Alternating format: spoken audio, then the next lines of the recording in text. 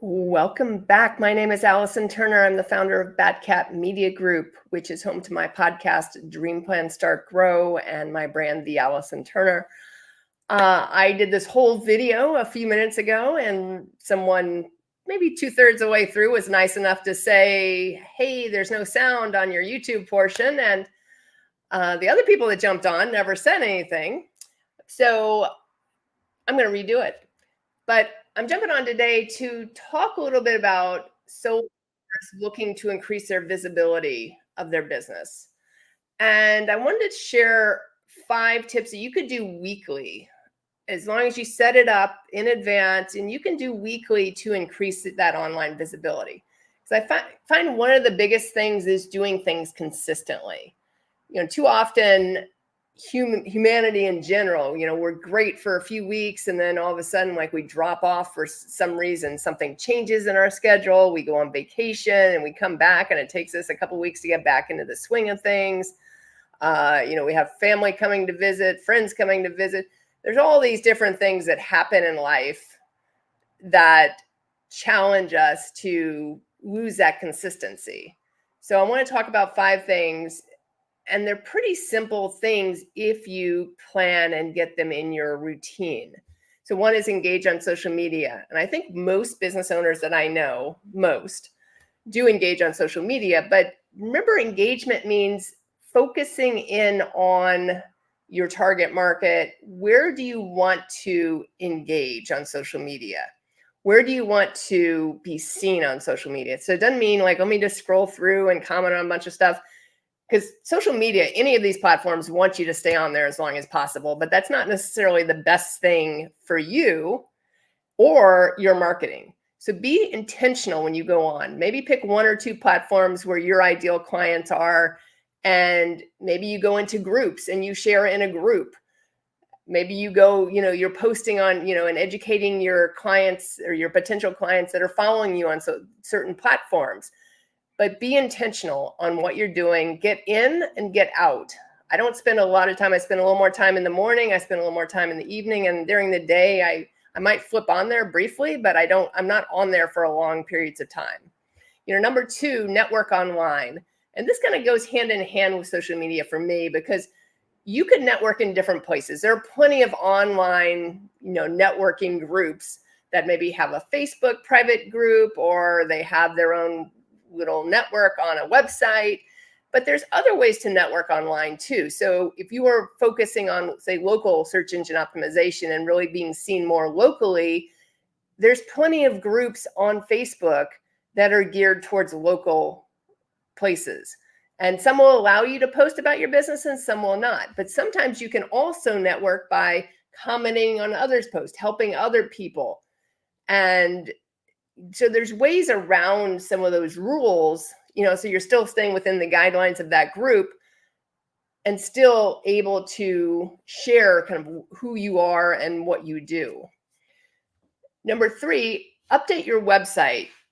So updating website, Google's always looking for new content. So posting a blog each week, could be a video blog each week. It could be just updating your services on your website, creating new content. And it doesn't have to be super difficult. Remember, there are plenty of AI tools that can help you with a blog. So I don't recommend they write the blog, because Google's picked up on, all AI content. So you don't want it to write the blog. You want it to be in your own voice. But you could certainly go on a ChatGPT or one of these platforms and say, hey, give me 5 tips for, I don't know, whatever your target market is, and then write it in your own words, because it saves you a lot of time. Because Google, ChatGPT is a great brainstorming tool. So that's what I usually use it for, is like, hey, I'm kind of stuck here. I want to know what solopreneurs want to know about marketing, or something to that effect. So use it and just post something once a week. It can be once a week. And again, it can be a video. Just keep your website up to date. Number 4, send out a newsletter. I don't personally do this, and there's reasons I don't do it, but I think if you are consistent with it and you have the following, as long as you're not overdoing it, because there's nothing worse than someone getting so many newsletters. And educate with your newsletter. That's probably one of the best things, is like use your newsletter to educate on things. So for example, if I had a newsletter, and I'm contemplating doing one, I just haven't done one in a long time, I might educate on ADA accessibility on websites and the pluses of doing that, the pros of doing that versus the cons, which to me, there aren't really any big cons. So I might educate on that, for example. And then finally, leverage your local SEO through your Google profile. Google profile can be one of the most underutilized tools. People like build it out and then they kind of forget about it. So the Google profile impacts that Google map. So whenever you're searching for something, you always see those choices coming up on a map for local search engine optimization before the organic listings. That Google profile impacts that. So getting more reviews on your Google profile, making sure you're updating your hours on it. So if a holiday's coming up and it's during the week, so I know July 4th, for example, I think is a Thursday this year, put your hours on it for your company. If you're closing on Thursday, on Friday, change those hours. That can impact things. Obviously these are all small things, but they all add up to bigger things. And that's really the thing you want to deal with. You can put a video. If you have an office space and you want to do a video of your office space, you can put a video on Google profile. You can put photos on Google profile, and you can share information, like just posts. We post to my Google profile, I think 3 times a week. And it's just, again, it's staying in front of Google. It's staying in front of, the target market that we're going after. And that's important as well. And because Google profile will share with you exactly how many people have seen the profile, how many people have clicked on, say, your website, how many people have clicked on your phone number.